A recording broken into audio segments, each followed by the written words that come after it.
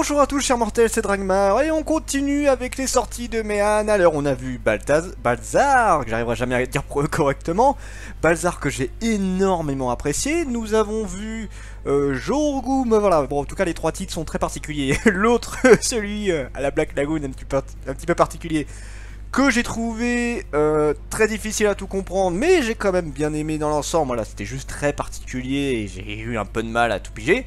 Mais au moins c'était sympathique, j'attends la suite. J'attends quand même de voir la suite. Et nous avons eu le petit dernier, les 7 ninjas défus. Oui, moi au début je pensais de feu au début, hein. Je m'en suis rendu compte tout à l'heure que c'était pas de feu. Le petit dernier du lot, que je vais vous le dire tout de suite, je n'ai pas aimé du tout. Voilà, comme ça c'est fait, hein, on est au courant. D'ailleurs, je suis étonné, les 3 titres de Méan, presque personne n'en a parlé. Alors j'ai pas regardé tout en détail. Quand j'avais commencé à regarder il y a une semaine ou deux, j'avais vu que personne n'en avait parlé. Je sais pas si ça a changé, faut que je vérifie. C'est con, parce que c'est le genre de truc, Méan commence à faire d'autres titres que Kingdom. Kingdom qui est déjà une série qui fonctionne bien, ils ont fait quand même 2-3 autres séries. Mais voilà, c'est bien, faut les lire. Bon, moi j'allume un petit peu ce titre là, malheureusement je suis peut-être pas le meilleur exemple, mais bon. Je ne fais que donner mon avis. Alors, les 7 ninjas défus, c'est un shonen action fantastique fait par Yamaguchi Takayuki, qui était le dessinateur de Shigurui. Putain, j'arrive pas à prononcer. J'ai un mal pas possible à prononcer les mots en ce moment, c'est horrible. Alors, l'histoire, qu'est-ce que c'est? Alors là, ça va être rigolo parce que j'ai compris grosso modo ce qui s'est passé. Mais c'est particulier. Donc, l'histoire de base, on a un empereur qui est en train voilà, de récupérer tout le pays, qui est en train d'attaquer à droite à gauche tout le monde pour que vraiment tout le pays soit à lui. Il a créé une milice pour aller tuer les derniers survivants d'une lignée qui était en rapport avec la noblesse, enfin, ce genre de truc là. Je vous avoue, hein, je me rappelle vaguement. Cette partie là, elle est dite très rapidement et tu fais plus trop gaffe au bout d'un moment en vrai. C'est dit au début tout simplement.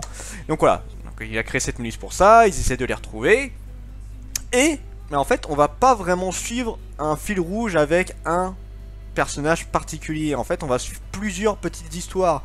Là, au début, justement, de mémoire, on suit la jeune fille en question qui est l'une des survivantes de la noblesse que j'ai raconté juste avant, qui va aller dans un village qui n'appartient pas au pays, qui ne fait pas partie des lois, enfin voilà, ils ne sont dans les registres de personnes, c'est des sortes d'ermites, plus des bandits voilà, qui sont hors dehors de la société, qui vivent seulement dans les montagnes et dans les forêts. Et ils vont se faire attaquer par cette milice spéciale qui est extrêmement puissante, qui possède tous d'ailleurs un sceau particulier qui permet d'avoir le contrôle sur un peu tout le monde, voilà, donc soit de posséder les gens, soit de leur faire s'agenouiller devant eux, enfin voilà, c'est un pouvoir mental sur les gens. Ça fait un peu le genre regarde ce signe de la mort qui veut dire que tu vas te faire défoncer. C'est un peu ça l'idée. Ça c'est un truc qui m'a fait plutôt bien rigoler d'ailleurs. C'était là en mode c'est plutôt pratique en soi. Donc voilà, ça, une bonne partie du village va se faire exterminer. Alors je suis obligé d'en parler, donc oui je spoil un tout petit peu.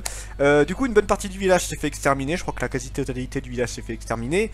On a un survivant qui va mourir également, mais qui va revenir à la vie. D'ailleurs c'est le truc, c'est que voilà, quand il arrive entre le passage entre la vie et la mort, on lui dit soit tu vas au paradis, pour d'autres ça va être l'enfer, soit tu reviens sous la forme d'un démon. Et du coup il va choisir de revenir sous la forme d'un démon. Donc il va avoir une sorte d'armure un petit peu particulière. D'ailleurs c'est un petit peu le truc où j'ai un peu de mal. Les armures je les trouve un petit peu what the fuck en fait. Enfin je sais pas, on dirait des trucs Power Rangers, ça fait bizarre. Enfin, dire, en tant que truc de démon, il y en a qui étaient pas trop mal. Et il y en a certains, ouais ça fait vraiment... Enfin il y aurait la musique Power Rangers juste derrière, ça m'aurait pas étonné tu vois, plus que ça. Bon c'est un manga ok, mais voilà, si un jour c'est fait en animé, et ça se trouve c'est déjà fait en animé, je ne pense pas. J'imagine très bien la scène et à la limite je ferai le montage moi-même juste pour que ça colle dans ma tête. Donc voilà, on a ce monsieur qui revient à la vie et sans trop spoiler sur d'autres personnages, on va rencontrer plusieurs autres personnes qui vont avoir le même destin funeste et qui à chaque fois vont renaître en tant que démons, samouraïs et trucs bizarres. Et là comme le dit, c'est les scènes ninja défus, donc on va en avoir 7, je sais même plus combien on en a vu, je crois qu'on a vu 4-5 histoires différentes sur les 2 tomes. Enfin bon voilà, ils reviennent tous, ils deviennent extrêmement puissants, ils défoncent toute la milice, et puis ils vont sûrement se battre contre l'empereur, enfin voilà, c'est ça, grosso modo l'histoire c'est ça. Et mon avis sur le manga, je pense que vous en êtes rendu compte comment j'en ai raconté, je suis pas très fan. Le problème, c'est qu'il n'y a pas de personnage marquant en soi, puisque chaque personnage qu'on va voir, on ne va les voir qu'un bref instant, et du coup, t'arrives pas à t'y attacher. Enfin, je veux dire, tu les vois pendant 40, ou un peu moins d'une quarantaine, j'exagère, 30, 40 pages, une connerie, hein. Voilà, tu les vois pas longtemps du tout. Après, on switch sur une autre histoire, donc bah, t'as l'impression que t'as zappé ce qui s'est passé avant, alors que non, ça a une importance, et ça aura une importance pour plus tard, justement. En fait, le seul qui m'a vraiment plu, c'était un sorte de sumo. Ouais, c'était un truc de sumo, si je dis pas de bêtises. C'était un des rares qui m'avait bien plu, où je m'étais vachement bien accroché au personnage parce que j'aimais bien ses idées, j'aimais bien le caractère du personnage. Voilà, c'était un des rares que j'ai bien aimé. Et bah pareil, maintenant il est un peu en mode random, on l'a oublié, tout ça. Enfin, on le reverra, hein, parce qu'il fait partie de ceux qui sont en mode démon et tout. Enfin bon, voilà, c'est un petit peu particulier en soi. Donc bon, des personnages qui sont pas marquants, une histoire qui franchement j'étais pas autant perdu que celui de l'autre Méane que j'ai parlé il y a pas longtemps. Mais on n'était pas loin, j'étais vraiment en mode oh là là, qu'est-ce qui se passe, putain il y a trop de trucs là, enfin, je veux dire, l'idée est originale, mais je trouve ça vachement mal foutu. Franchement j'étais perdu entièrement, et ça me fait chier parce que c'est rare que je sois autant perdu dans des mangas, et là ils ont fait fort, hein. Dans Balthazar j'ai tout pigé. Ce genre quelque chose, j'ai eu du mal à comprendre, mais j'ai envie d'en apprendre plus sur le manga. Lui, à la limite, il m'a donné envie comme de comprendre ce qui va se passer, même si c'était un gros bordel. Et lui, j'y suis en mode non, j'ai pas trop envie de comprendre ce qui se passe parce que là, vous m'avez complètement perdu. Les personnages ne m'intéressent pas. Justement, l'avantage qu'il y avait dans l'autre manga juste avant, c'est qu'au moins les personnages étaient ultra intéressants et ça te donne envie d'en apprendre beaucoup plus sur eux, ce qui n'est pas du tout le cas dans ce manga-là. Et c'est triste. Et on se rend compte que d'ailleurs, voilà, des personnages marquants, c'est important. Ou alors des personnages attachants. Voilà, un personnage que tu vas retenir. Et là, c'est pas du tout le cas. Et ça casse vraiment le manga pour moi. Ça fait bizarre, hein. J'ai rarement eu un manga qui m'a fait cet effet-là. Des mangas où il y a des personnages pas ultra intéressants, pas ultra marquants. Il y en a déjà eu, mais bon, comme tu les vois tout le temps, à la limite, voilà, tu t'accroches un petit peu à eux, tu te rappelles de qui c'est, tout ça. Et là, voilà, j'ai vraiment pas aimé là-dessus. Note de potentiel, alors là je vais être un gros bâtard, hein, clairement. Bon, j'ai quand même fait... vous allez voir. Alors pour l'histoire j'ai mis un 10, mais le 10 de... Bah, l'histoire est plutôt sympathique en soi, mais c'est trop mal foutu pour que j'apprécie. De toute façon c'est pas une note que je donnerais vraiment à un manga, c'est ma note perso. L'histoire j'ai pas aimé, après elle est pas spécialement mauvaise, il y a de bonnes idées comme je vous ai dit.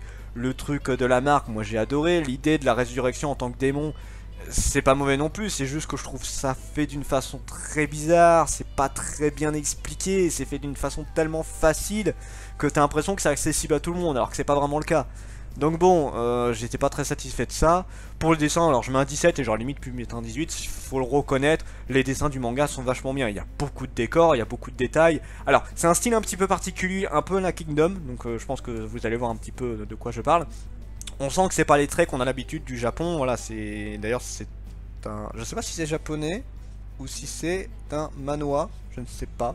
En tout cas, je ne pense pas que ce soit japonais, je ne crois pas.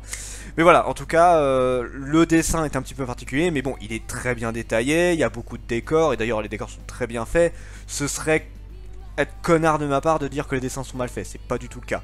Pour les personnages, je mets un 9, et j'ai vraiment hésité à mettre un 6 et tout. Je mets un 9 parce que le sumo il rattrape le lot, voilà, mais sinon clairement les personnages ils sont pas intéressants, enfin en fait ils auraient pu l'être, mais tu les vois pas assez longtemps pour t'y intéresser, et maintenant que tu sais que c'est des démons, bah ouais, bof, enfin je m'en fous un petit peu, enfin je veux dire il y a des personnages transformés dans d'autres mangas qui étaient bien, et là je m'en fous d'eux, enfin ils m'ont pas intéressé. Ils m'ont vraiment pas intéressé. Jusqu'où le manga peut aller, alors je pense qu'il y a clairement moyen de faire quelque chose de très bien, mais je lui mets un 4 parce que bah, ça sera peut-être un des rares mangas que j'ai pas du tout envie de voir la suite. Voilà, peut-être que je me forcerai pour lire le 3 et voir le 4ème tome. Je sais qu'ils sont à 7 tomes actuellement au Japon, mais clairement, c'est vraiment pas un manga que j'ai envie de suivre. Et c'est un des rares d'ailleurs, c'est un des rares qui m'a fait ça. J'en ai pas eu beaucoup, je crois que j'ai dû en avoir 2-3 qui m'ont fait ça. Lui, j'ai vraiment pas la foi de continuer le manga. J'essaierai, mais c'est pas garanti. Donc, il y a quand même un petit point positif. Ce manga m'aura montré que on peut couper la tête d'un mec avec une bite. Véridique, c'est dans le manga. C'était Dragmar et je vous dis à la prochaine, chers mortels.